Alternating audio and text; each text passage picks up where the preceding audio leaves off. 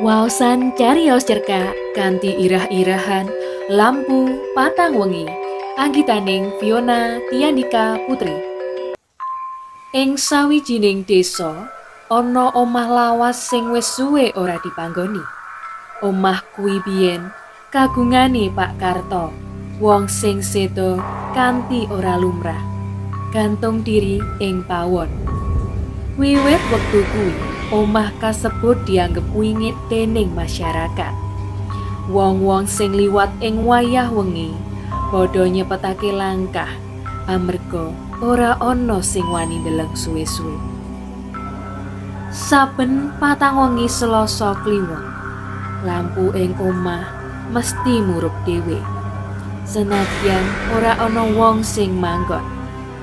Ora mung kuwi, wong-wong sing lewat kerep krungu swara kursi keseret, lawang gragat, lan tangis lirih saka jero omah. Ratri, bocah enom sing ora percaya crita wingit, wani mlebu arep buktekake yen kabeh mung omong kosong. Nalika tekan lawang omah, dheweke kandha ing atine. Paling mung omongane wong desa, mesti mung tikus utawa angin. Nalika tangane nyekel grendel lawang, kancane Sinta sing ngenteni ing njaba nyeluk kanthi wedi. "Rat, aja diterusake, aku ra enak atiku." "Ora apa-apa, Sin, aku mung pengen mbuktekake. Kowe ngenteni kene wae ya." Nalika mlebu, lampu gantung ing tengah ruangan murup biar padang. Senadyan ora ana kabel sing nyambung.